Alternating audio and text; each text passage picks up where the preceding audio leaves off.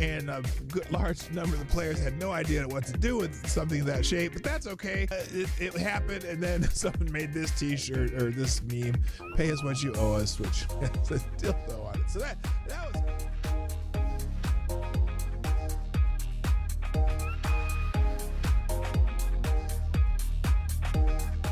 Hey, you know what the really good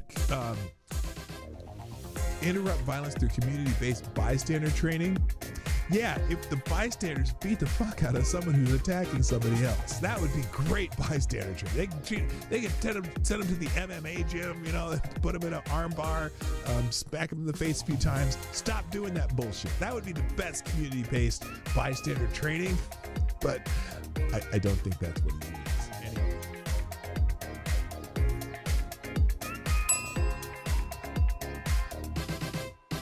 And then the other one, they'll go back all the way to Dylan Roof. Dylan Roof's the other one, which, does anyone, okay, let me ask you something. A lot of you are right-leaning or on the right.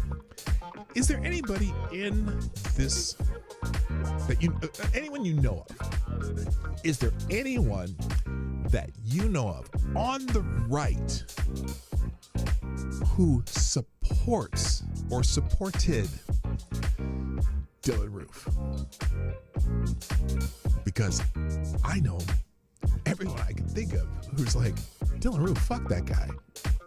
He went out and murdered people in a church. Fuck that guy.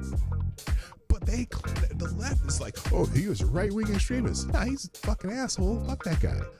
Yeah, fuck Dylan Roof. Nobody gives a shit about Dylan Roof. Nobody claims him. Nobody wants him. He's an asshole. Okay? He's a little punk bitch asshole who killed a bunch of people in a church. Stand by. The program will begin soon.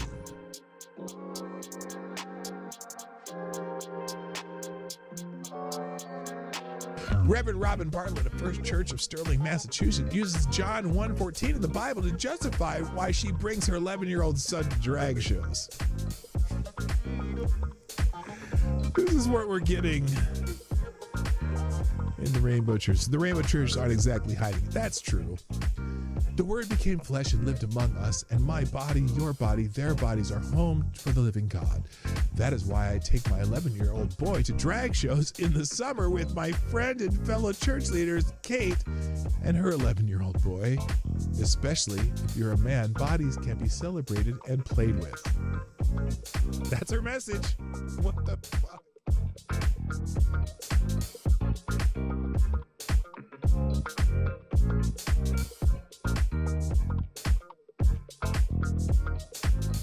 California wants to let someone that is not related to your child remove her from school, him or her, enroll her in any other school in the state, authorize any medical treatment, including mental health services and drugs, without the parent's notice and knowledge or consent.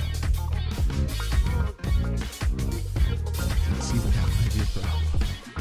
This is not fear-mongering. I'm not being hyperbolic, she warned. These are unintended consequences, and it is terrifying. They are unconscionable, unavoidable. So that's one of the really bad California law that they're going to put. I can't believe it. I'm just dumbfounded that they're doing it.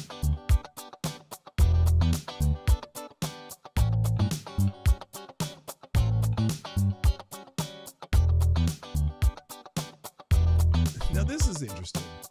That new mayor candidate, the leading Democratic mayor candidate for New York City mayor, Damme, wants cops to stop responding to attacks on Jews. And by the way, Jews in the New York City are victims of the majority of hate crimes. Not a plurality, but the majority of hate crimes against people in New York are against Jewish people.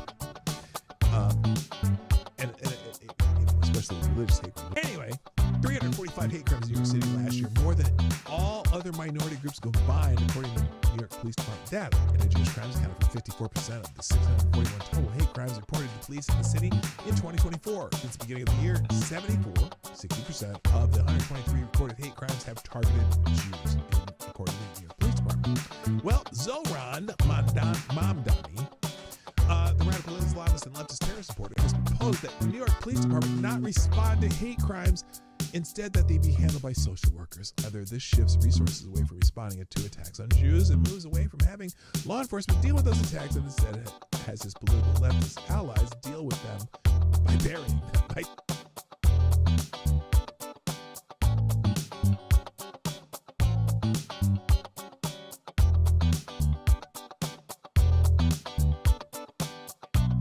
Every day on my show, if I put something on the screen or I'm talking about it, or it's a topic or an article that I'm presenting in this show, I provide links to every single thing that I've talked about, and even more, the ones I didn't even get to, I drop them in the chat at the end of the show, and also I drop them in the description. So if you want to find these articles, they will be in the links at the end of the show.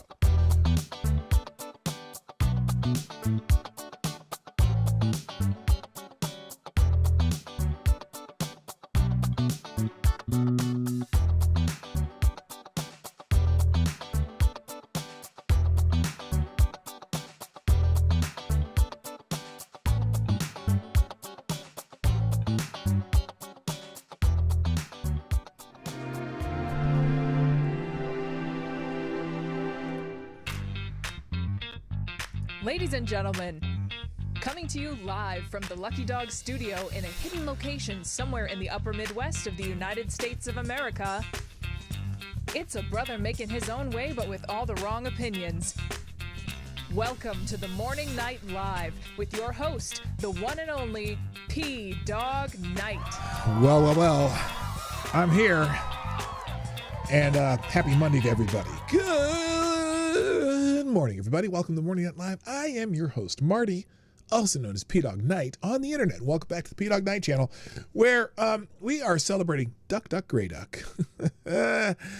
Only the Minnesotans understand that. I don't even understand it. Where'd they come up with Duck, Duck, Grey Duck? Everywhere else in the country, it's Duck, Duck, Goose. In fact, I'm going to say this phrase, and you answer in the chat how you would finish it. Duck, Duck. We'll find out who the Minnesotans are. Okay, let's let's get it going. I'm a little earlier than normal, even though I'm still late. So it's better than not being. What was I going to say? Something late or not late? I don't know what that means. Anyway, hope you're having a wonderful day. I had a wonderful weekend, by the way. Saw my first snow flurries of the season. Lady Boomer and I and my son was in town. We went to the inaugural game at the new arena for the St. Thomas University Tommy's basketball program. They went from Division III to Division I, the only school to ever do that. And this year they built a brand new arena for basketball and hockey.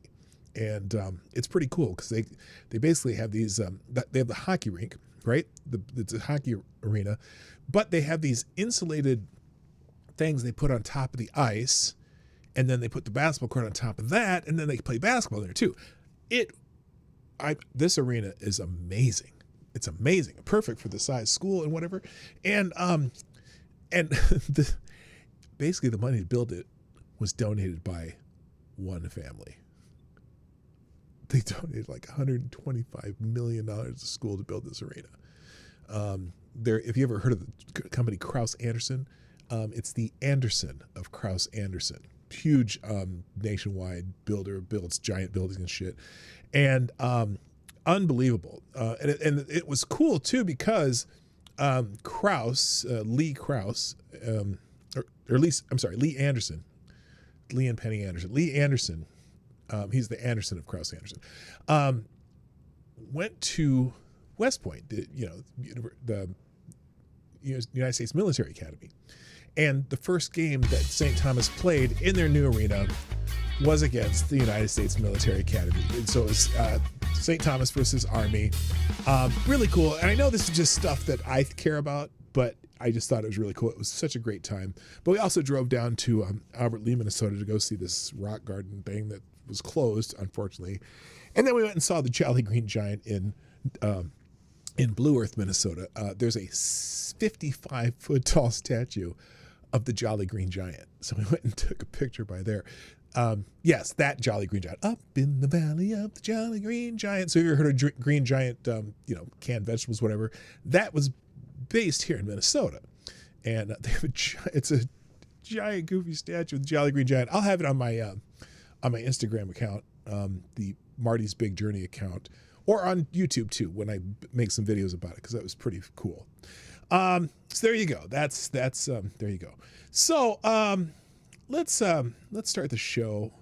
First, I got a couple donos already. Gunfox61 dropping 2 Hamilton in the tip jar. You are the new Streamlabs Superstar sponsor of the day. Dropping 2 Hamiltons with accompanying articles, because he's going to hijack the show. Now, one of them I've already incorporated into the show when he did it earlier, and this one I have no idea what this one is. Oh. That's what it says. The street crappers are protesting, and then FAA says what is the third one. So we'll get to those. Oh, maybe this is why the Senate caved.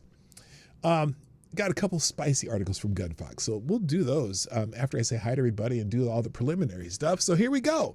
First in the chat today is Mr. Avocados Diablo. Who gets the bell?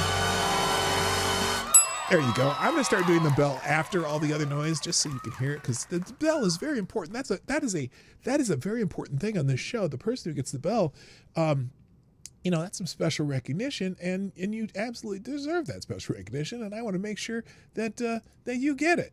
So there you go. The bell has been rung for Mr. Avocados Diablo. I'm going to fix my face here. Jesus, this drives me nuts every damn time. Turn that up, turn the saturation up a little bit, and turn on there's no way, I wish there was a permanent way to do that. It drives me crazy. Anyway, it drives me crazy.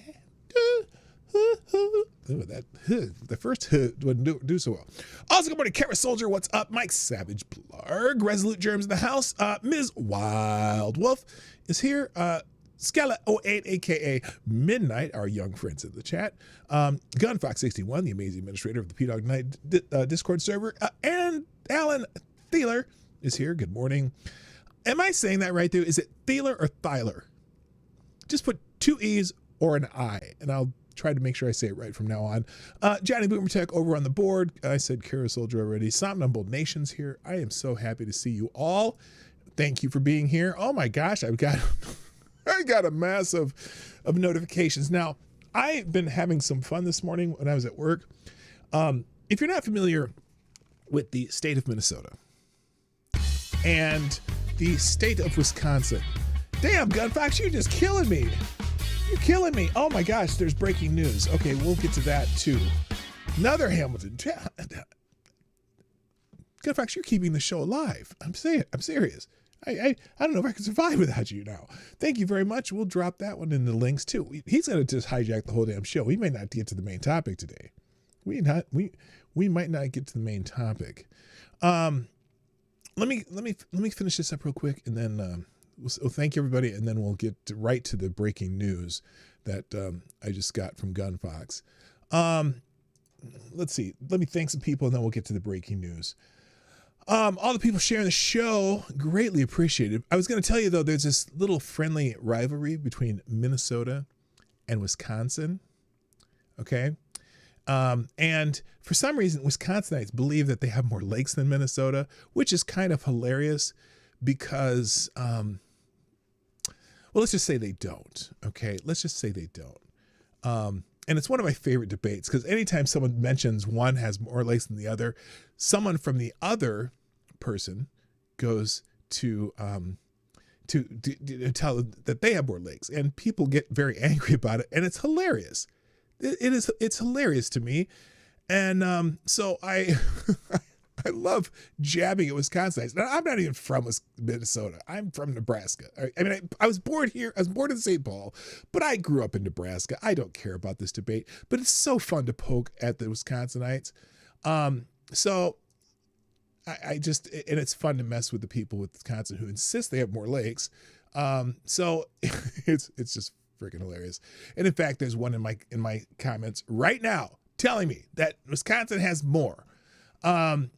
So if you go by Minnesota's criteria, which is 10 acres or more, we don't count all our lakes. We just count anything 10 acres or more. Wisconsin counts anything that's 2.2 acres or more. So I'm just gonna. In fact, there's one right here. There's one right here. They're right. Barely. Just right here. Let's see. Where is it? I just saw it. Wisconsin has more. Wisconsin has 16,000 lakes. Here it is. Okay, I'm gonna show you right now. Right here. See this right here? Paul Rogers, right here in the middle. P-Dawg, Wisconsin has 16,000 plus lakes. Little brother. I am 6'4"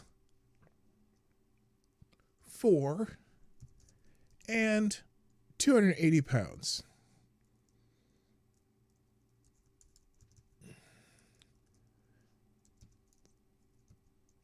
I am nobody's little brother. And then I'm going to put my standard response for everyone who tells me this. Wisconsin counts 2.2 acres or more. Minnesota counts 10 acres or more. Using Minnesota's criteria, Minnesota has this many lakes, and Wisconsin has this many lakes, 11,842 versus 6,176. Using Wisconsin's criteria, Minnesota has 21,871 lakes, 2.5 acres more because we don't bother counting anything smaller than that. And Wisconsin, what the hell did I do there? How'd this happen? We don't even bother counting anything smaller than that. What the fuck? Sorry, I'm throwing shade on somebody and I'm not doing very well at it while I'm wasting showtime for it. But this is important to me because it's hilarious. And I loved it when they get all butthurt when I tell them the truth. So anyway, and Wisconsin has 15,074. But I do love northern Wisconsin lakes too. There we go. There's my reply. There it is. There we go. All right. Thanks to people share the show. Get out of this. They get so butthurt too. Where the hell did it go? Okay, here we go. I'm going to go from here. Let's see. Here we go. Starting with Resolute Germ. Looks like the first one today. Thank you, Resolute Germ. Giving me a little Ted DiBiase. Speaking of Omaha, Nebraska native Ted DiBiase, a.k.a. the $1 Million Man on the Let's Go. Also Miss Wild Wolf for the Let's Go. And, looks like we got him. Reaction Puerto Rico got a dancing Marine there. I'll explain that in a minute because why I'd use the Marine Corps happy birthday today. Link in description, a.k.a. Somnable Nation, retweet, posting the show, as always, on a little quicker than I did. And I'm having trouble reposting it. There we go. Here's a Let's Go from Miss Wild Wolf. Oh, my gosh. Okay, that is. See, that's some shit we did in the 70s. We'd get behind one of those. Well, I don't know if we had these things the go-karts that look like that, but we would definitely pull someone on a skateboard. But if we had it, we'd use bicycles. Pulling someone on a skateboard with the metal wheels. Anyone else here ride a skateboard with the metal wheels back in the day? You know, the old metal outdoor skates. And here we go. Oh, you got it. A little Marine Corps from which show is this? This movie is what the hell's this movie called? I forgot. Damn it, I'm blanking out. It's a great movie though. What's the name of this movie? Thank you, Full Metal Jacket. I couldn't remember. Full Metal Jacket. Yes, that's just a great movie. Private Joker.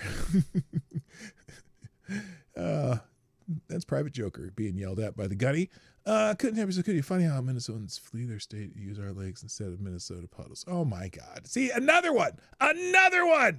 These people are so just butthurt when you talk about their lakes. It's hilarious. It's funny. And it's the easiest way to get about 50,000 comments on something on X.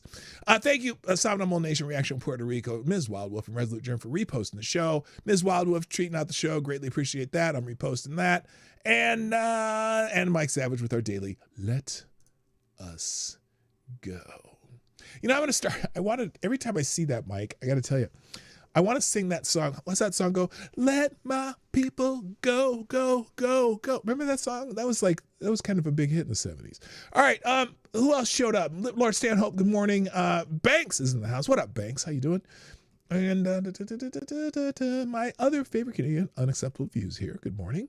And the Resolute Germs here. Good morning. And okay, that's about it. All right, let's get into the show. The reason I had the Marine Corps guy, Gunny from Full Metal Jacket, singing happy birthday, even though he was singing happy birthday to Jesus, today is the 250th anniversary of the founding of the United States Marine Corps. Hoorah! Semper Fi. Happy birthday to the Marines, from the halls of Montezuma to the shores of Tripoli, to the sand, to the snow, the jungle, the wire, to every climb in place. Happy 250th birthday, Marines. We weren't promised comfort. We were handed a rifle, a standard, and the names of legends we expected to live up to. Some of us came home different. Some of us didn't come home at all. All of us carry something now that we didn't carry before. And yet, we would do it again. Not for medals, not for praise, but for the Marine to our left and right. Marine Corps is not just a branch. It's a tribe, a brotherhood and sisterhood forged in misery, laughter, chaos, and the refusal to quit when quitting would have been easier. Today, we remember the ones who broke us in, the ones who led, the ones we led, the ones who kept us alive, the ones we still speak about in the present tense, even though they're gone. 250 years, a quarter of a millennium of grim humor, reckless bravery, bad decisions, impossible victories, and outstanding violence in defense of our country. Still the ones the world calls when truly something needs to be done. Raise your glass, tell the stories again, say their names.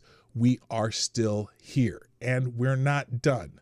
Happy birthday, United States Marine Corps. So there you go. Great message, and I love that, and I'm gonna make a separate link just so if you want to read it again. It's that good to me. And me, who never actually ended up going into the Marine Corps, but I went through a 10-week OCS PLC class for college students who wanted to be Marine Corps officers. And I admire anyone, admire anyone who did their stint in the United States Marine Corps. So Devil Dogs is also trending because that's the nickname for the Marines. Hello, JB. What up, Blizza? Good morning. And Hoka Sports, what's up? And also Semper Fi is trending. Semper Fidelis is the Marine Corps motto. So there you go. Now someone here says happy 249th. What? Not 249th, it's 250th. But anyway, so there you go. Happy birthday, United States Marine Corps. Also, things happening today. Besides that, this is also the anniversary of the sinking of the Edmund Fitzgerald. 50 years ago today, the Edmund Fitzgerald set out on her doomed trek across Lake Superior. And there's a little thing here, a little slideshow basically talking about it. And that's where the song, that Gordon Lightfoot song came from, which I didn't realize that was only 50 years ago. I thought it happened in the 60s, but apparently it happened in 1975. And yeah, it sank in Lake Superior. There's if you ever go to Duluth, Minnesota, there is one of the lifeboats from the Edmund Fitzgerald sits in there's a free museum about it. And one of the lifeboats sits in there that they recovered. Yeah, pretty sad day. And back in the 70s, the famous song by Gordon Lightfoot, obviously, is what most people know. And the Lake Gitchigumi was the Chippewa name for Lake Superior. So if you're wondering where that term comes from, Lake Gitchigumi. So there you go. Very fascinating. And then the only other thing, this is also, I'm skipping that. Let me come back to that. And other holidays today that are actual holidays, today is National Vanilla Cupcake Day. So if you know any vanilla cupcakes, wish them a happy day. Marine Corps birthday, we already did. World Orphans Day, Sesame Street Day. On this day in 1969, Sesame Street had its first episode. I was watching that day. Or was it 1969? I think it was 1969. I just remember watching the first episode of Sesame Street. Somehow my mother, who is an educator, knew that it was going to be on PBS. And so we just sat down and decided to check it out. And yeah, it was cool. Good morning, Hidden Talent. Nice to have you back. And then it's also World Science Day for Peace and Development, whatever that means. Oh, Forget-Me-Not Day, too. Bring me forget-me-nots. Doom, doom, doom, doom. Something to remember. Who knows that song? World Immunization Day. Get your shots, but not the coof shot. And International Accounting Day. There you go. For all those accountants, what an exciting day for all the accountants. All righty. The other thing I was going to bring up before I get to Gunfox's article is hijacking the show. Ken Burns is coming out, apparently, a new documentary, a 6-part documentary, starts this Sunday on the American Revolution. Now, if you like Ken Burns documentaries, I think they're pretty good, although they don't talk about everything, but I think they're pretty good, and they're always very visually pleasing. I like his documentaries. So he's doing a 6-part series on the American Revolution, which turned the world upside down and got us founders founding. So there you go. Or the founding fathers put their words into action. Let's put it that way. So someone says, congratulations to the American Revolution, winner of the Critics' Choice Documentary Award for the Best Historical Documentary. And it's, again, starts this Sunday on PBS if you're interested. If PBS is still alive in your town. Seems funny if they cut the funding, but it's still there, isn't it? Okay, let's get into the breaking news that Gunfox sent me here before we get into anything else. I'm going to move this up to the front. I'm going to move these articles up to the front since we're going to do the hijacking of the show successfully by Gunfox61. Oh, wait, what's this one? There's 3 of them here. Okay, let's start with the first one. That's the actual breaking news. In India, apparently several have been reported killed after an explosion near a major Delhi landmark. And I don't mean like a place where you get a hot pastrami sandwich. I mean the city Delhi in India. Situations being monitored. Delhi Police Commissioner Satish Golcha has told reporters that the incident happened around 6:52 p.m. When a slow-moving vehicle stopped at a red light before it exploded, damaging nearby vehicles. Some people have died and some have been injured. He says, without confirming numbers, the situation is being monitored. And he added, the emergency services are in touch with the government. What I'm going to do real quick. Good morning, Alan. Thank you. Dropping a tray in the tip jar. Appreciate you. Appreciate you for that message. And that's all they have about it. Now, let's see. Casualties have been reported after an explosion near the Red Fort landmark in Delhi. Local media report that at least 8 people have died after a car blast, which was close to a metro station in the Indian capital. Thousands of tourists visit the 17th century Red Fort monument every day, which lies just a few meters from a busy trading hub. Police say they have not yet found what caused the blast. Well, let's do this. I'm going to see if... can we find some live? Let's see. Is there any news on this? Let me check here. Let's see. India.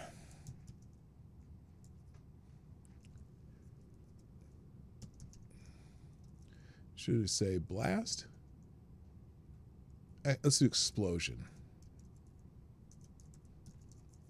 If there's anyone talking about on X yet. Here we go. As per eyewitness talking to Z Media, the explosion was so loud it felt like there was an earthquake. Investigation was ongoing whether it was a CNG blast or something else. Will be clear after some time. Massive explosion being reported in New Delhi, India. Here's let's see if this report is in English real quick. And those vehicles that you see on your television screen, there are multiple vehicles. Okay, more reactions coming in. Let's quickly listen.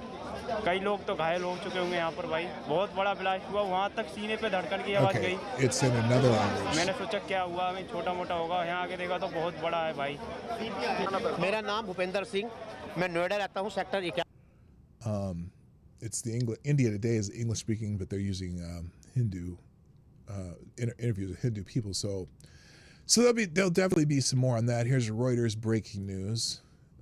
Breaking, at least 8 people were killed in an explosion near the landmark Red Fort in a densely populated district of the Indian capital, New Delhi. City police say the Reuters report may not have any more information than anyone else, and it's verifying my device. So here we go. All right, here we go. Here's Reuters.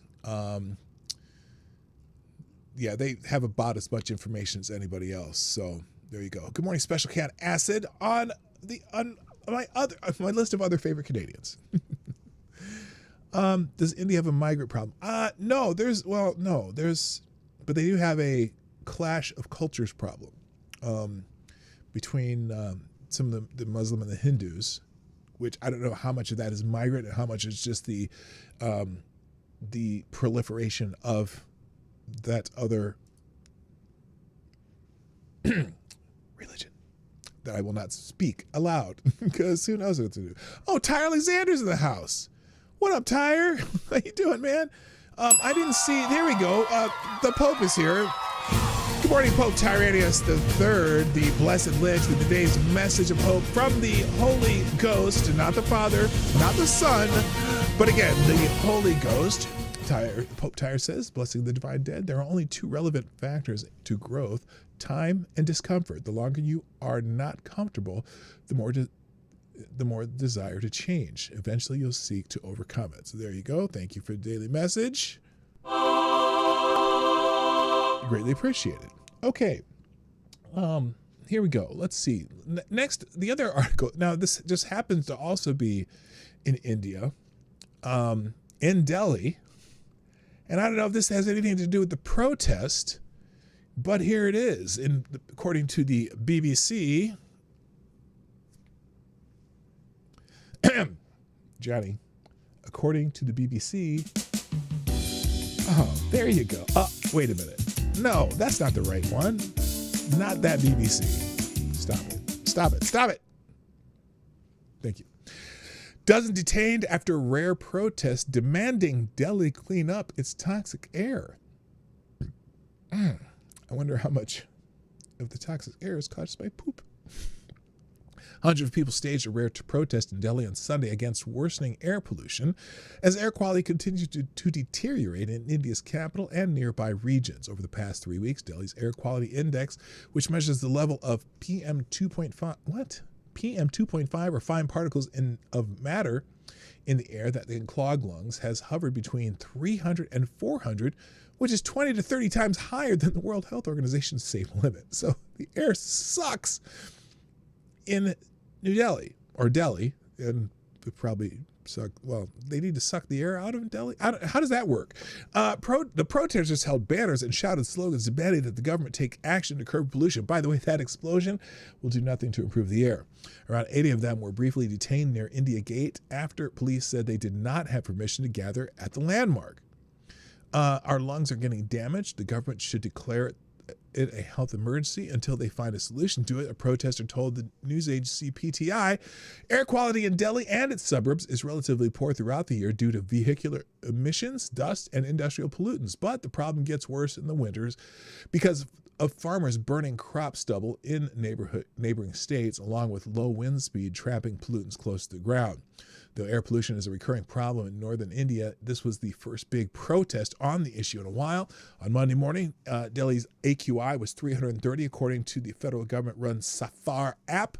Levels between 100 and 200 are considered moderate, while those between 201 and 300 are poor. Between 300 and 400 is categorized as very poor, and a figure higher than 400 is considered severe. So air quality sucks in India. But hey, we got to fix our CO2 levels. Maybe they should just plant some trees in India. I don't know if that would help or not. According to Air Visual app operated by Swiss air quality technology company IQ Air, Delhi's pollution levels were between 414 and 507, which the app classified as hazardous. So I wonder, you got to wonder, do you think the explosion may be due to protesters, or was it a culture enrichment issue? I don't know. That's scary. Don't live in New Delhi, or Delhi, not New Delhi, Delhi. Don't live in Delhi. And I don't know about New Delhi. I don't know. There you go. All right. Also, this is good. Maybe this is why the government's going to open again. This may be it. Here we go. Sorry, moguls. The FAA has effectively prohibited private jets at airports amid the government shutdown. LAX, JFK, and ATL are among airports that have stopped accepting business jets as of Monday. Now, granted, as you may already have heard, the Senate Democrats caved and have agreed to open the government again, but we'll come back to that. The government shutdown has come for the preferred mode of transportation for media moguls and celebrity class, private jets. Do you think some of these people started making some phone calls to their senators? And by the way, no, I'll get up them. I'm not going to talk about that. I'll talk about it in a minute. I'm going to go straight to my main topic after we get through the hijacking of the show.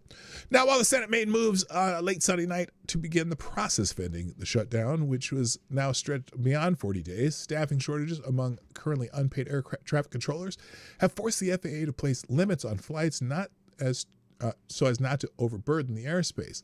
Last week, that meant initiating a 10% reduction in flights at airports across the country. As of Monday, that order now effectively shut down private jet travel at some of the most important airports in the country. And you know what? That's the way it should be, right? I mean, why, if the more people you can transport as efficiently as possible during a shutdown, you got to get rid of the private jets. Sorry, guys. And then they'll put pressure on senators, which I'm sure they have.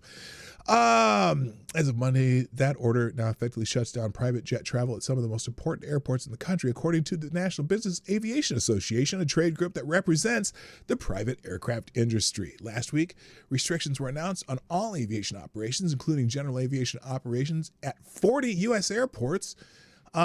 Today, and then the president of that association said today further restrictions were announced that will effectively prohibit business aviation operations at 12 of those airports, disproportionately impacting general aviation, an industry that creates more than 1 million jobs, generates $340 billion in economic impact, and supports humanitarian flights every day. Well, the private jets aren't doing the humanitarian flights, so I'm sorry. Not sorry. Call your Democratic senators. And then the 12 impacted airports, including a number of hubs for the entertainment industry. You know it ain't bad. LAX, JFK, Newark, Hartsfield, Jackson, and Atlanta, and as well as Chicago, Dallas, Fort Worth, Boston, Seattle, and Reagan National. So, fuck them celebrities. Who cares? Anyway, so yeah, there you go. Well, I guess they're going to fix that over the next month, although it's not going to be fixed immediately. I know that Sean Duffy came out yesterday or this morning or whatever, saw a video from him saying, this is not like something, they opened the government, boom, everything's back to normal. They still got a lot of people that got to get paid, and it's going to take them a little while to figure this out. So good luck, MFers. All right, I'm going to skip over all this other. Oh, wait. I have to do this one. I was supposed to do this one before. I mentioned Sesame Street celebrates its 56th anniversary today. 56 years ago today, the first broadcast of Sesame Street was on the Children's Television Network on PBS. Sesame Street, which debuted on November 10th, 1969 on National Educational Television, has transformed children's education worldwide through Muppet characters and diverse stories addressing letters, numbers, and social issues. The show has earned over 200 Emmys, reached 150 countries in 40 languages, and supported global literacy and emotional development initiatives. Its 56th season premieres today on Netflix and PBS Kids. Now, wow, it's on Netflix too? Fan-fucking-tastic. So anyway, yeah. So Sesame Street, 56 years ago today. It's interesting that they're celebrating a 56th anniversary of Sesame Street. Maybe because they're worried that it won't last after PBS stops getting federal funding. But here's the thing. Sesame Street's over $1 billion enterprise. Like they make billions of dollars selling Elmo dolls and Cookie Monsters, Grovers. I had, when I was a kid, I had a Ernie and Bert puppet. They were selling shit back in the early 70s. I had Ernie and Bert puppets, and now they're trying to tell you that Ernie and Bert might be gay. I don't know. I don't think they were originally gay. I just think they were roommates. Friends with benefits. I don't know what they were. They were just puppets. No kids even think that way because you don't think about that shit when you're a kid. All right, let's talk about. I'm going to skip all this other stuff and go to the government shutdown stuff. Even though I am, oh my gosh, I'm so far ahead of schedule. It's fantastic. Well, maybe I should skip some stuff. Now let's talk about the shutdown first. the United States Senate has advanced the bill. Finally, they got the 60 votes to end the shutdown. The U.S. Senate passed a bipartisan funding measure early Monday to end the 41-day government shutdown that began September 30th, furloughing thousands of federal workers and disrupting services. The bill funds operations until January 30th, so it's even longer than it was before. That's what she said. And now awaits the House approval, where Speaker Mike Johnson must swear in Arizona Representative Adelita Grijalva? I don't know how to say her name. Anyone know how to say her name phonetically? Hi, Aaron Meredith. What's up? And now, and oh my gosh, all the Trump haters are excited about that. Her seating would complete a discharge petition for a House vote on the Epstein Files Transparency Act, mandating release of unclassified Jeffrey Epstein investigation records. So they think they got a hot one there. Yeah, they think they got something going on because of that. So talk about some mixed reactions. Like the shills, the Democrat shills on X, whatever. They're all excited about that part of it, the Epstein Files part. Here's Brooklyn dad dumbass. Silver lining, Mike Johnson has no excuse now. When he reopens the government, they have to swear in Representative Adelita Grijalva. Who can phonetically? Grijalba? Is that what it is? Grishnachich? That's not it. Anyway, wait, so another shutdown in 2 months. Well, maybe. They might get some bills passed by then. So now, and then release the Epstein Files, whatever. Good, please. I'm all for them releasing the Epstein Files. I don't care. Did Fetterman's stroke rewire some neurons, or did he play along con everyone? No. Fetterman, from the beginning, was saying, we can't.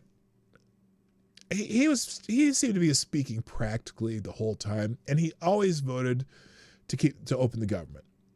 I think he might have voted the first time against it, and then I think he's voted every vote since he's voted to open the government, because he's saying, well, wait a minute, why would we hold people hostage for something that's just a continuing resolution that we voted for before? He was speaking practically.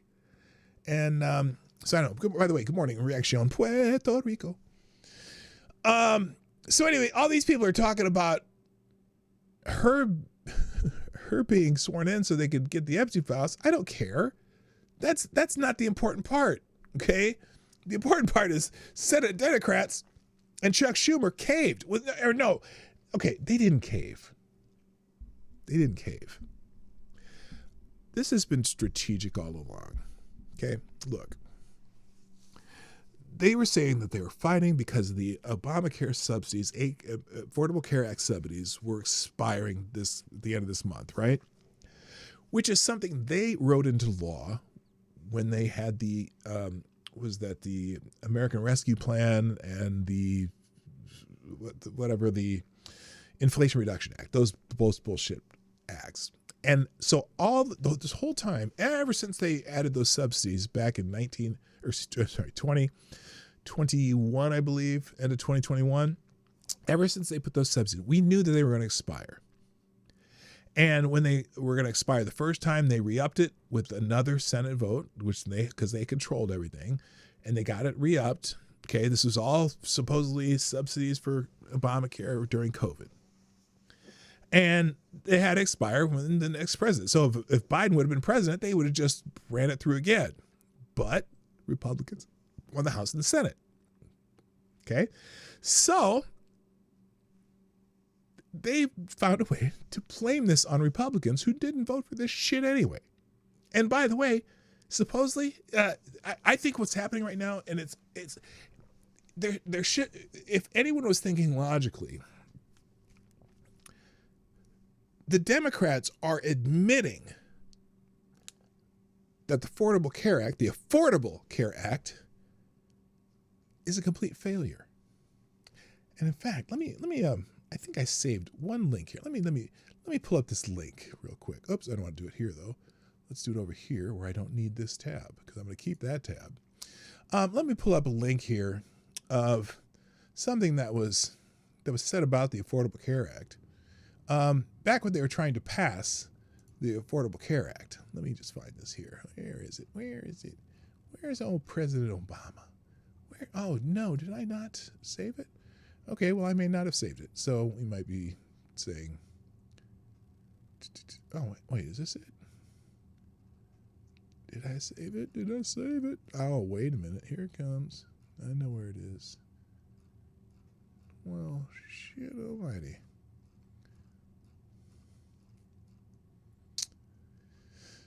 Ah, shoot. Well, it's missing. Anyway, you remember when Barack Obama said that they were saving healthcare in America? They're going to reduce the cost. It was going to save people $2,500 a year. It was going to be the greatest thing since sliced bread and wheat bread and white bread, and it was the best thing ever. And it was going to save the taxpayers millions of dollars, and it was going to be cost neutral, and it was not going to add a single penny to the deficit. And if it did, they'd have to re-look at it and whatnot. That, my friends, is what's known as bullshit. Bullshit. And now Democrats loathe to admit that the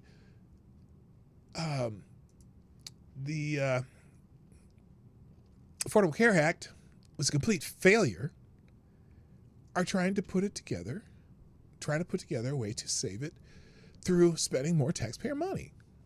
And like I said last week, I'm like, I still have never understood why it costs more to have group coverage with a group of, what do they say, 42 million people have it? You have a group of 42 million people. There's not a company in the country that has 42 million employees.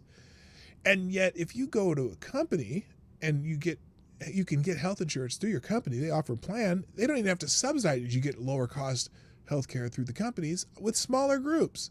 Group coverage should be cheaper than whatever they're doing. And somehow it's more expensive than any group plan of any company in the entire country. So now they want the taxpayers to fund it. Well, why? It just makes stuff. Yes, everything government, Hoko Sports, exactly. Everything the government subsidizes inflations in price faster than regular inflation. You see that in the college tuition. Government subsidizes the shit out of college tuition, and then it's gone up 5 times the inflation rate. And that's the same thing with Obamacare. I don't like calling it Obamacare because that's stupid. But it's basically because it happened during Obama. Anyway, let me just tell you what. Democrats in the Senate, okay, 8 Democrats in the Senate have signed on to pass the bill to get the shutdown over. And lots of people, the people on X are just apoplectic about these 8 Democrats. Here, let me give you some examples of this. This guy, these 8 Democrats voted to strip millions of Americans off their health care by voting to reopen the government. Wait a minute. Are you saying that this had nothing, no one's stripping anyone of their health care that they're supposed to get it. No one's stripping anyone of their health care. They're just going back to paying what they were before you gave them a subsidy that was supposed to be temporary. But even then, I'm looking at this list. Dick Durbin is one of the leaders in the Senate. He's like number 2 or number 3 in the United States Senate as far as longevity. On the Democrat side, Maggie Sod, New Hampshire, safe seat. Angus King, Maine, kind of safe seat. Catherine Cortez Masto, I don't even know who that is. Tim Kaine, safe seat in Virginia. Shaheen in New Hampshire, safe seat. John Fetterman has always voted for it. And then Jackie Rosen. Now, I'm going to show you some of these replies. Here is Senator Chris Murphy as messaging to the 8 Democrats who likely just undermined the Affordable Care Act. Well, first of all, Chris, you are admitting that the Affordable Care Act sucks. But here, let's see what he had to say. This is his 8-second blurb that he decided to put on. Oh, no, this is Krasenstein. Bullies gain power when righteous people yield in the face of their wrongdoing. Now, listen, that's the Krasenstein cut of what he said. Listen right now. Every single senator on the Democrat side knew exactly what they were doing when these 8 senators voted yes to keep the government, open up the government. They found people in safe seats to take the hit because they wanted it open, but they wanted to pretend like they were still fighting for you. They're pretending they're still fighting for you. Everybody knows that Chuck Schumer got all the Senate Democrats together and said, okay, who are we going to get these 8 seats so we can open the government to pretend like we gave it, like we can, pretending like we are still fighting this. Because all these senators are getting just holy hell from the usual suspects. And here we go. Now this guy says, this is Joe Pags. Shutdown is over. 8 Senate Democrats came around.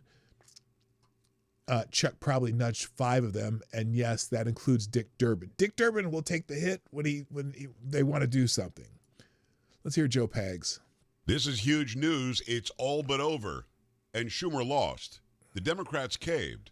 They were holding out for things that made no sense in a continuing resolution, so 8 Democrats crossed the aisle and voted with the Republicans and brought the CR to cloture. What that means is they got 60 votes in the Senate. Now the House has to look at what the Senate said yes to. They have to agree to it, and then it goes to the president, and it'll be signed. It could be as early as tomorrow. Some say it could be Wednesday. But here are the Democrats that all switched sides, and it makes sense. They should have from the very beginning. Now, I'm not naive enough to think that Chuck Schumer didn't give them the wink and the nod to go ahead and make this vote. He absolutely did. But here are the ones that did it. Angus King, independent from Maine. He's a Democrat. He caucuses with the Democrats. He's been saying yes the entire time. John Fetterman, Democrat, Pennsylvania. He's also been saying yes. Catherine Cortez Masto of Nevada. She's also been saying yes. The new ones are Jeanne Shaheen from New Hampshire. The other New Hampshire Senator, Maggie Hassan, also said yes. Jackie Rosen from New Mexico said yes. Tim Kaine, Virginia, said yes. And the number 2 Democrat, Tim Kaine is also in the United leadership. States Senate. Tim Kaine and Dick Durbin in the leadership. And so you know that Chuck Schumer got them to jump over and do this. They after they've been protesting this whole time.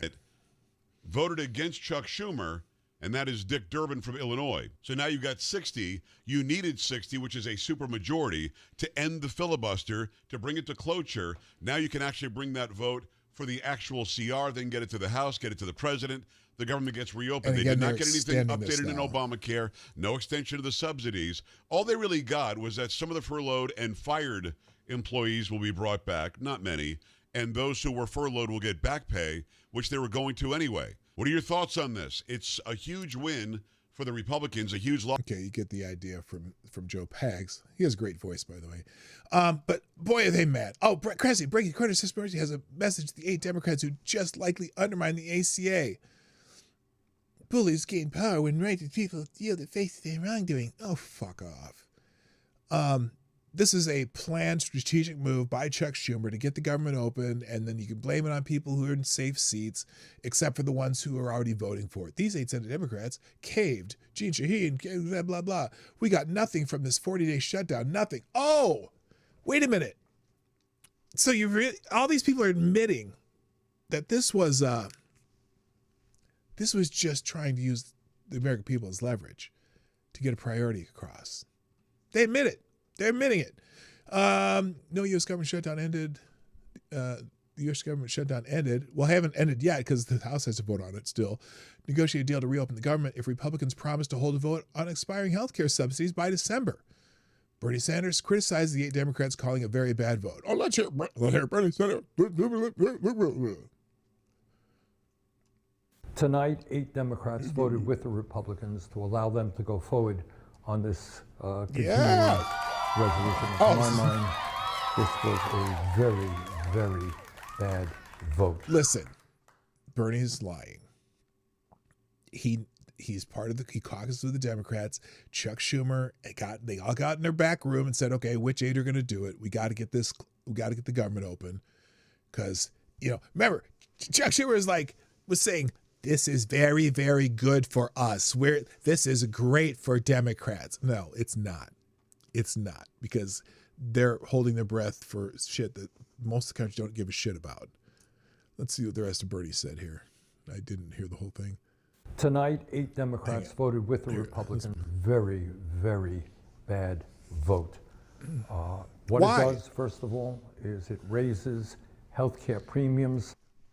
The healthcare premiums were already set to go up to back to the levels they were before the temporary subsidy. For over 20 million Americans by doubling, and in some cases tripling or quadrupling. People can't afford that. You need a citation. You need to show me where it's tripling or quadrupling. And also, why is it tripling or quadrupling? Because the subsidies artificially lowered the cost of it. And they were supposed to be temporary, and Democrats, without a single Republican vote, set that time limit. Donald Trump didn't have to do anything to raise the healthcare premiums. Also, because Obamacare, the Affordable Care Act, was a sham from the beginning. It's all bullshit. When we are already paying the highest prices in the world for health care. Number two, it pays. And why are we? Why isn't it the Affordable Care Act the largest group plan in history that should give lower cost? There's no reason for it. You guys are subsidizing and force subsidizing the health insurance companies that you so are adamantly against, but you're the ones who subsidize them with using the ACA. Paves the way for 15 million people to be thrown off of Medicaid and the ones who are not eligible on Medicaid. There are so many people on Medicaid that are no longer eligible. That's all. Not everybody off Medicaid. That's Affordable crazy. Care Act studies show that will mean that some 50,000 Americans will die every year unnecessarily. 50? What? What? There's no evidence for that. They just make up a number. Oh, this many people are going to die because of this. What? 50,000? Really? Give me some actual data on that. And all of that was done to give $1 trillion in tax breaks to the 1%. False. False. Extending the tax cuts from the prior Trump that were going to expire doesn't give anyone a new tax break. And in fact, it gives even everyone a tax break because the standard deduction went way up under Trump, and it's still there. So, and also, this was going to expire regardless of what the legislation was, regardless of these $1 trillion tax break to 1%. No, it was already going to expire. This was completely separate from that. Had nothing to do with it. It's a lie. As everybody knows, just on Tuesday, we had an election all over this country. So? And what the election... No, we didn't. Hi, Selected Boy. No, we didn't have an election all over this country. We had an election in 3 states. 4 in some minor victories in other little states, like stupid elections that had nothing to do with even statewide elections. No, we didn't. No, we didn't, Bernie. What showed is that the American people want us to stand up to Trumpism, to his war against working class people, to his authoritarianism. That is what the American people... So funny they talk about authoritarianism. Now, I know this was really, really long time ago. Okay, I mean, this was really a long time ago. But do you remember, it was, gosh, what was that? What was that called? Do you remember during COVID? Do you remember during COVID how some states they would they told people they couldn't run their businesses. They told people I remember one state, the guy was paddleboarding in the ocean and they arrested him. And they told you couldn't go to grandma's hospital or funeral or whatever. Remember that? And now some of the states were a little bit, like for example, Disneyland was closed, but Disney World was open. Who were the authoritarians during the COVID? because Trump kind of said, y'all states can do what you need to do, right? Who are the most draconian authoritarian states? So they're all led by Democrats, I thought, because Republican state, Texas was open, Florida was open, a lot of the Republican states were open, but the Democrat state, they went. Michigan, oh my good, you couldn't, if you got caught walking on the street. In Minnesota, they had police and National Guard running up and down the street shooting people with rubber bullets in their home, in their doorways. Remember that video? Who were the authoritarians during COVID? You have a nerve to talk about authoritarians. People wanted, but tonight that is not what happened. So we've got to go forward, do the best that we can to try to protect working class people, to make sure But you're not. that the United States not only does not throw people off of health care, but ends the absurdity of being the only major country on earth that doesn't guarantee health care to all people. We got a lot of work to do. That whole guaranteeing health care to all people. Didn't Canada, like my Canadian friends, doesn't Canada like trying to get people to kill themselves? Or excuse me, I shouldn't say that. Trying to assist them with ending their lives, and they're pushing a lot of people into that. That's crazy.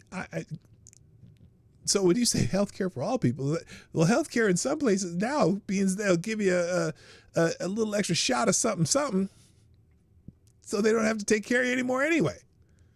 It's crazy. That scares me. Look, and also as we learned during this shutdown, fortunately it didn't really affect my life at all, but I mean, I'm not saying that it affects a lot of people. One thing we learned during a shutdown: if you are dependent, if you get something from the government and you're dependent on it, we know the government can take it away at any time for pretty much any reason. Now, granted, they said it was a battle over what? The battle over healthcare, whatever. But again, if you're dependent on the government can take it away. And they will. And some Democrats, well, I shouldn't say just Democrats, but some politicians may use what you're getting from the government as leverage to get their legislative priorities passed, and you may have to go without for a while. That's what happens when you're dependent on government for shit. Come on, Bernie. But to be honest with you, tonight was not a good night. Thank you. It's a good night for anyone who is on SNAP benefits, because they'll get their SNAP benefits, even though there's too many of those. And there's plenty of people probably, when they went from 19 million to 41 million in 3 years over the Biden administration of people on SNAP, you might think that maybe some of those people shouldn't be getting it anymore, or at least should have to do some kind of work for it. And that's a Bill Clinton policy. You know what? By the way, I've been meaning to say this for a while. They talk about Trump being this radical right-wing Republican, whatever. Tell me the difference between Donald Trump's policies and Bill Clinton's policies, or the Clintons' policies. Trump was a fan of tariffs. If, countries weren't cooperating with us, so were the Clintons. Trump wanted people, the Republicans now think that you should work if you're able-bodied to get your government benefits, and that's what's happening now. Trump signed that. Clinton was wanted to be strict on immigration and wanted to deport people who came across the country border illegally, and that's what Trump's doing. It's like Donald Trump is a 90s Democrat, and he was a Democrat back when he was friends with the Clintons. Donald Trump's not a Republican. Donald Trump's a 90s Democrat. I'm just saying. He has pretty much the same policies as Bill Clinton. I was listening to Bill Clinton speeches. I'm like, damn, Trump could make this speech today and it would be the same damn speech. It's amazing. And all these Democrats that were, especially, and Bernie Sanders too. Bernie Sanders did not like illegal immigration. He had speeches about illegal immigration. A lot of Democrats did. All of a sudden, Bill Clinton didn't want the requirements. That's why he refused to sign the GOP bills that were sent to him. And then he ended up doing it. I know he refused to sign them, but he ended up doing it and then tried to take credit for it. That was even better. Mary Trump, she hates her uncle. These Democrats in the Senate betrayed the American people. And for what?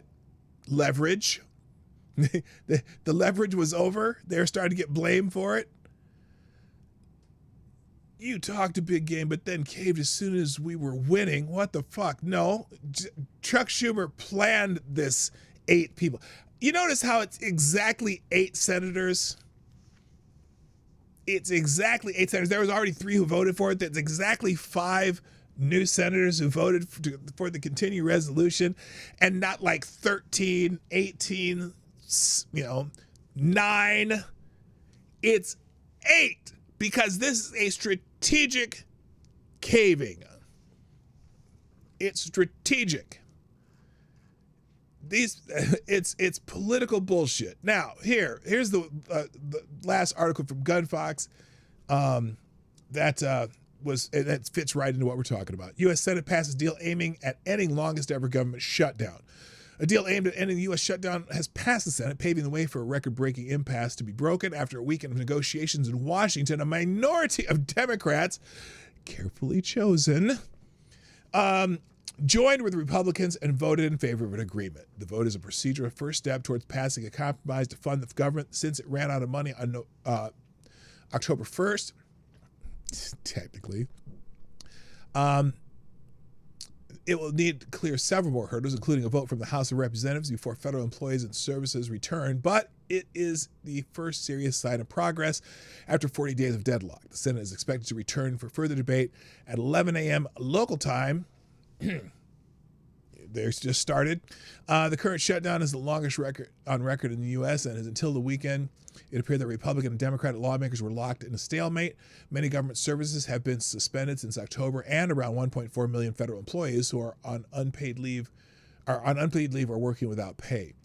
The shutdown has had a wide-ranging impacts on a variety of services, including U.S. air travel and food benefits for 41 million low-income Americans, with an asterisk, because they really expanded the criteria for getting food assistance.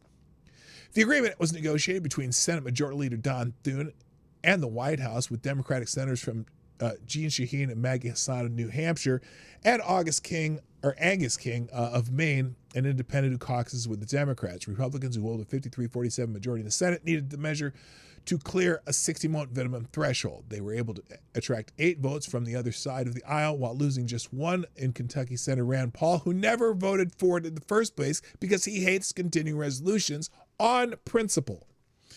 After saying the bill would increase the national debt, it does, of course, because that's all they seem to do over there in Washington. I'd be happy if they just said, okay, every department of the government, reduce your budget by 1%.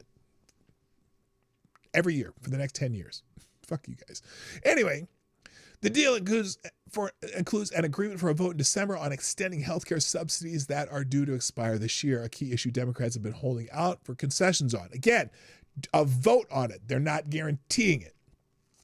Democratic Party leaders have said they would not lend their support to a new funding for government operations until Congress addressed the subsidies that help tens of millions of Americans pay for health insurance purchased through government-run exchanges, which should be the biggest group pool ever, but no, somehow they pay more than most people working for, I don't know, whatever companies they work there. They can buy insurance for cheaper than they can get it at the exchanges. Who said this? I am thankful to be able to say we have senators, both Democrats and Republicans, who are eager to get to work to address that crisis in a bipartisan way. Oh, that great word, bipartisan. I don't give a shit about bipartisanship. But anyway, they need to do that. Look, I think every bill. Let me rephrase what I was about to say. I think the government, the United States Senate and Congress, should be required every 4 years. So you have 4 years, basically 6 Senate, whatever. Average once 1 year out of every 4, they should be doing nothing but repealing shit that they put into place. They'd have to repeal a minimum of 500 laws, because there's thousands of laws in the books. Someone says we also have a president who's willing to sit down and get to work on this issue, so I look forward to seeing what solutions might be brought forward. That's Thune again. Thune did not say exactly what the bill would contain, which frustrated many Democrats in the House and the Senate, who argued that Democrats who negotiated the deal did so without getting enough in return.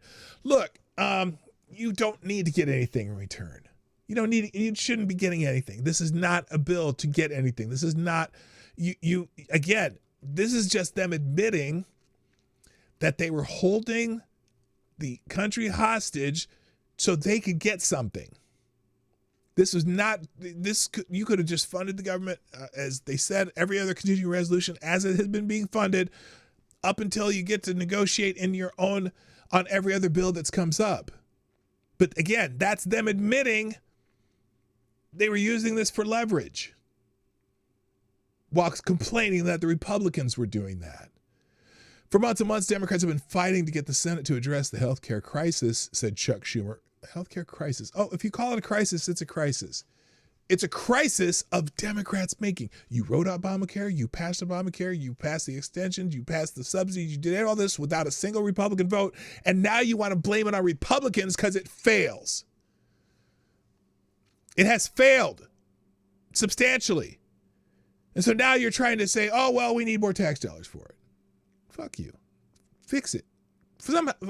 Fix it. Don't ask for any more money. This was supposed to be deficit neutral. It was supposed to not add 1 penny to the deficit. But now you're asking for what, like $7 trillion over the next 10 years for Obamacare? Deficit neutral is supposed to be. How'd that work out? Now, some high-profile Democrats have been highly critical of colleagues who sided with the Republicans to end the shutdown without concrete guarantees on health care, with California Governor Gavin Newsom calling the decision pathetic. Again, this is strategic. The reason only 5 Democrats joined the 3 who were already voting for it was just for this purpose, so that other Democrats could criticize it as pathetic or, caving or whatever. They all get to be just superheroes for their constituents who, well, those Democrats who voted for it now, they have done the bad thing, but we try to do the right thing. This was a carefully, strategically orchestrated cave, so to speak. It's all bullshit. It's all politics. Chuck Schumer, by the way, was able to keep his name off of it this time. Why? Because Chuck Schumer wants to still be the leader of the Senate. And if he'd have done it this time like he did in March, oh my God, there would be hell to pay. But he was able to keep his name off of it by convincing 5 other Democrats to jump on. It's so blatantly transparent to me of what happened here. Because he's on X saying, well, I voted against this because this and that, blah, blah, blah. Fuck you. You're the one who negotiated this for Democrats. You got a total of 8 Democrats taking their own swords because they're probably safe where they were elected. It's amazing. The measure includes, the measure includes 3 appropriations bills to fund agencies like Veterans Affairs and Agriculture, as well as continuing resolution to finance the rest of the government until January 30th, meaning another government shutdown could be on the horizon early next year. And they will do they'll probably try to do it again, because you know what? Democrats they'll shut down the government again, and they'll try to blame it on Trump. Trump wasn't on this vote at all. Trump doesn't have his fingerprints on this. This was Senate Democrats trying to shut down the government and then blame it on Republicans. It's so funny. So thank you, Gunfox, for that article. There's other articles. Breitbart, Democrats cave on government funding or receive nothing for ending the Schumer shutdown. So obviously Breitbart, being a right-wing outlet, calls it the Schumer shutdown, whereas the BBC just says longest ever government shutdown.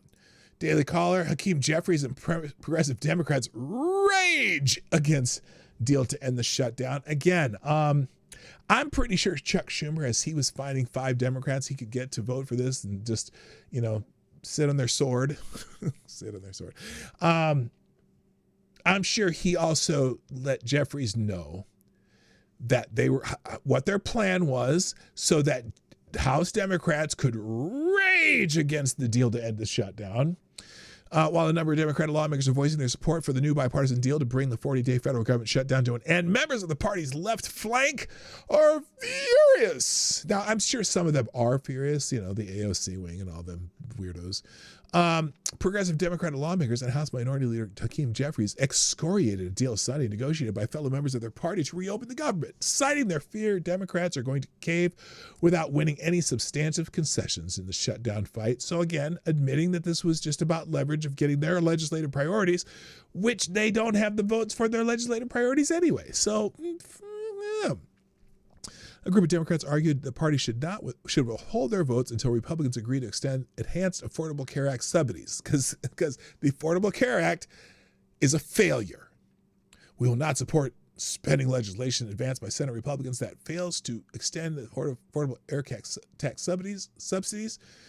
Jefferson wrote on X, "We will fight the GOP bill in the House of Representatives," the minority leader added. Good luck. You don't have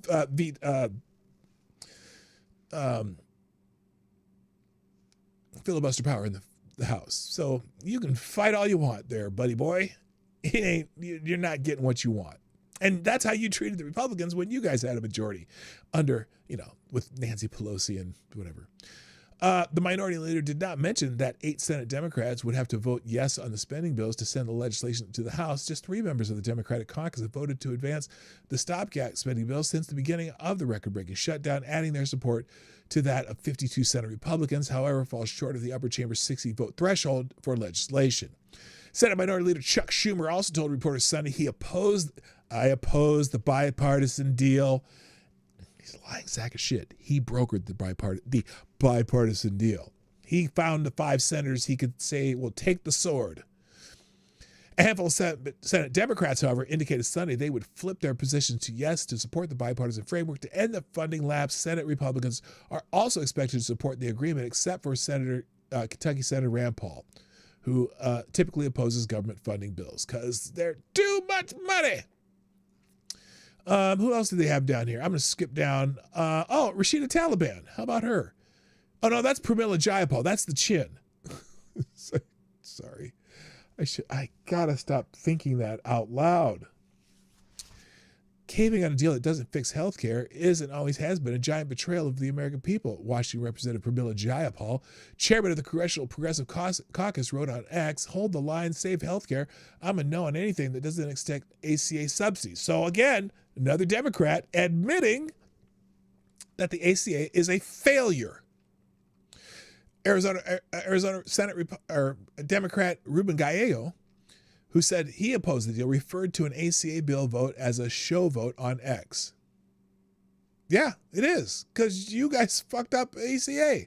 It's your bill. It's your baby. You came up with it, all the plans, everything that they do, and you failed because it's not affordable. It's less affordable than getting getting shit through your health through an employer. But again, not everyone has an employer.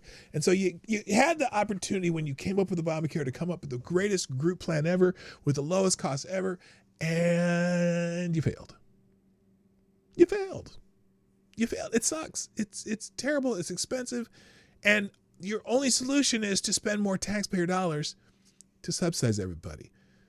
Now, I don't know, man. Rashida Tlaib, the defensive tackle for the Detroit Lions. Well, no. It's Rashida Taliban. Anyway, so there's that. And then over here in the Federalist, why is this so dark? Longest shutdown ever reveals U.S. can stand to fire a lot of federal workers. True. Hello, Evan. What's up? One thing the shutdown seems to, this is in the Federalist. One thing the shutdown seems to show is there may be very well quite a few federal employees America could do without. Oh, yeah, that's true. More than 670,000 furloughed federal employees and more than 730,000 working without pay. CNN last month reported on struggling federal workers whose emergency funds had evaporated, while the Associated Press reported federal workers endure financial strain and fear layoffs as the government shutdown drags on. An October 27th commentary on MSNBC blamed President Trump and House Republicans for abandoning federal workers who have now missed 2 paychecks. Hey, look, they put bills out to pay federal workers, the ones that are working, the essential ones, and the Democrats fought it and blocked it. Okay, so again, if they're complaining on MSNBC, they should probably look at who's to blame for that. It wasn't President Trump, and it's not House Republicans. Democrats use this as leverage to get their legislative priorities passed, and now they have failed. Period. Anyway, that's just telling you what some of the furloughed workers have been doing since the shutdown. All right. Do I have any more on this? I'm going to move on, I think. Oh, Obamacare is trending too. They're just so mad. Trump was supposed to fake story claiming Obama was paid $2.5 million in Obamacare royalties. That's very probably untrue. I don't know where he came up with that.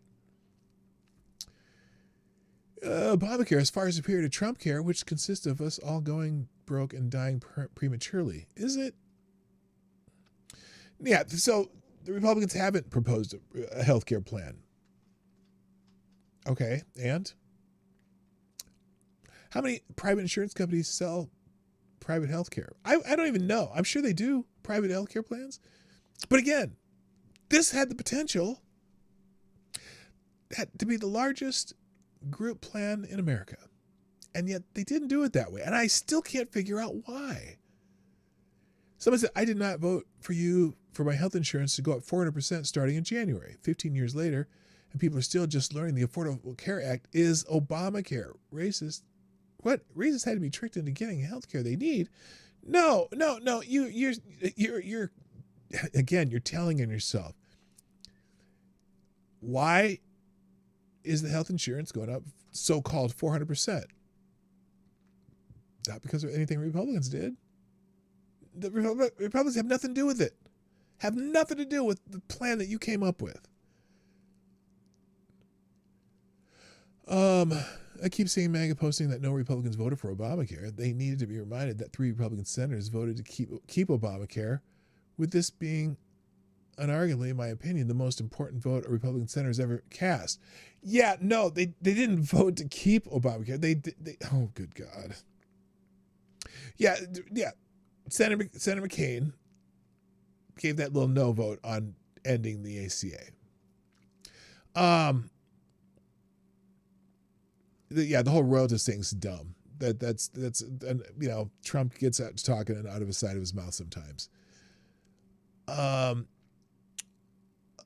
Dr. Roger Marshall, up to 40% of Obamacare enrollees never file a claim. That's billions in taxpayer dollars flowing to insurance companies for people who don't even use the system. Republicans are committing to ending the fraud and making healthcare truly affordable.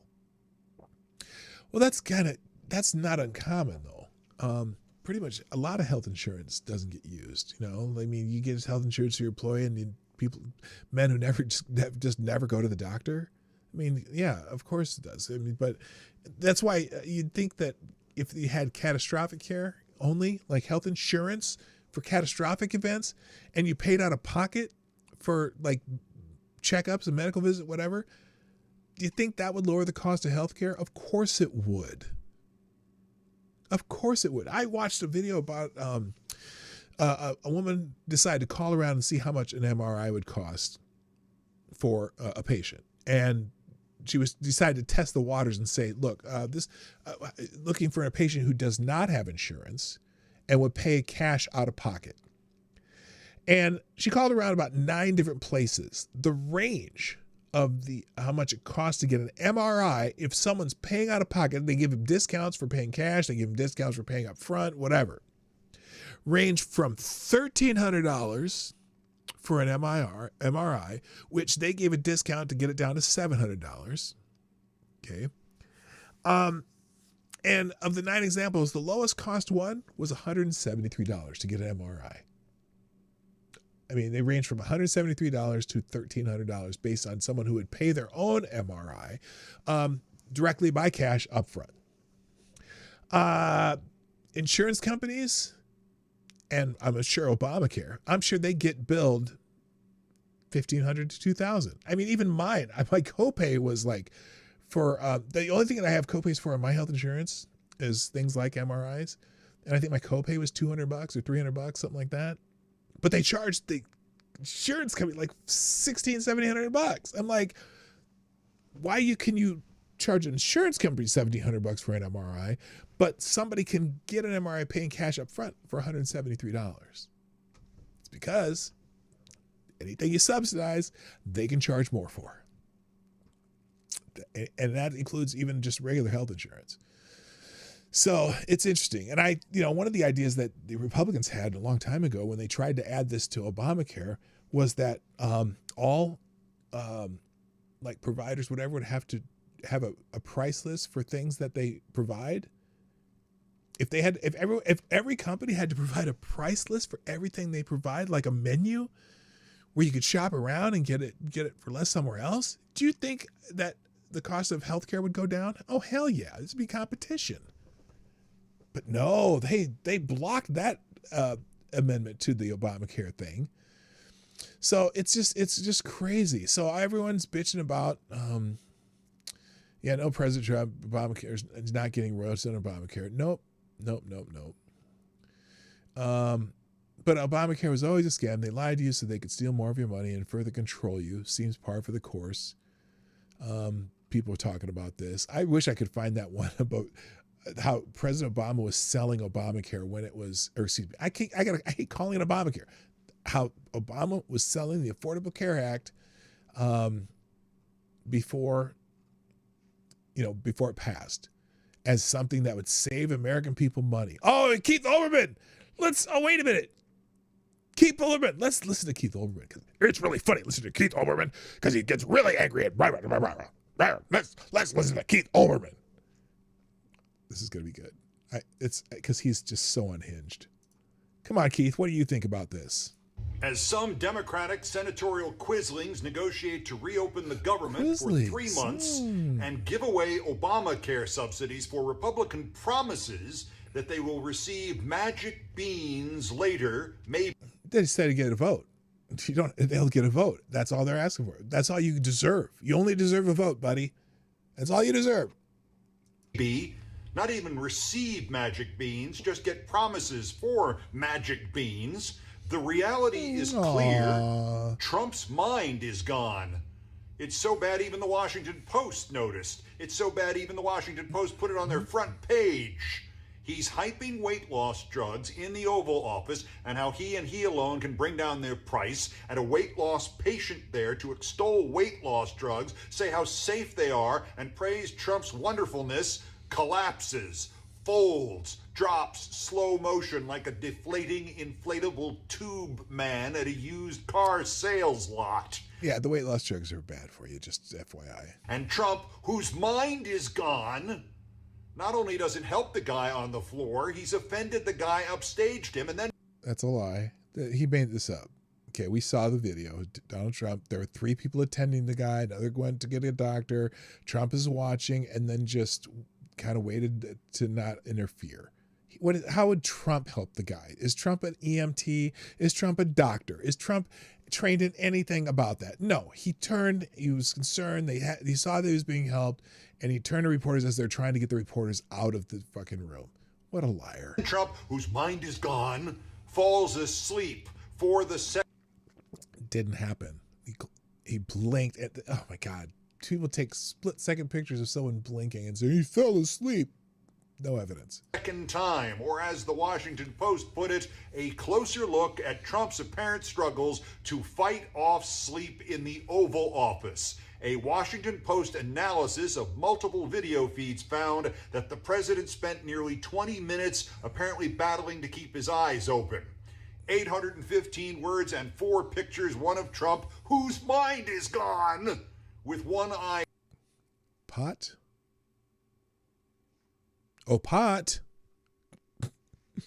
Closed, another with one eye closed and 2 fingers rubbing the eye, one with both eyes closed, one where you can almost see the snoring.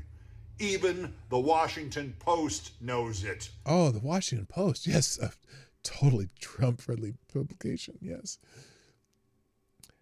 Trump's mind is gone in the new Countdown podcast. Okay, there's Keith. He's special. All right, gang. I got lots of articles open in here, but obviously this show's over because, you know, I got to do other stuff during the day sometimes. And so, well, every day. But I am hoping that you all have a wonderful day. There's a whole bunch of articles, maybe a couple of headlines here.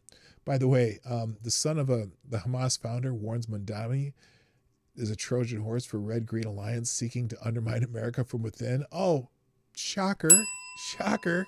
PJ Media, what Democratic Socialists are demanding from Mandani is truly terrifying. You got to read this one. I wish I had time. And the New York Post has a similar article. Mandani's peoples are making demands. Hate Israel and America or we will end you. And then there's a couple others. Man who allegedly fires Border Patrol agents in Chicago. Oh, by the way, remember that video of the woman? They said that ICE was taking her from a daycare. I think it was in Colorado, maybe, or no, it was in Chicago. I think it was in Chicago. It was a lie. This was someone they pulled over, someone who had a warrant. They tried to run away. The husband pretended to have a seizure to stop her from, stop them from taking her. She ran into a daycare and was, threatening people. And then they arrest her. And then the headlines were that they took a preschool teacher out of a preschool. That was all a lie. This is the story here in the Daily Call. You got to read this one. You got to read that one. So that's it. All right. Okay, I got to go. Let me do the link thing here, and then we'll get out of here. I hope you all have a wonderful Monday. I don't know if I like Mondays anymore. But, and also all the articles Gunfox threw up here are here, and the aggregators. So I hope you all have a great day. What the hell's going on here? This is taking forever. There we go. Okay, there. Also, my locals channels there. If you're not getting notifications fast enough, subscribe to me on locals, and you don't have to donate. You just have to be a follow basically on locals, and those notifications come immediately after I post them, so you'll get them at a much timelier manner. And that's it. Okay, I'm just looking at the stream. Make sure I actually open the stream today. You're all here. All right. Here are the links. And that's all. Gotta go. My name's PDawgKnight. I'm out of here. Bye. Bye.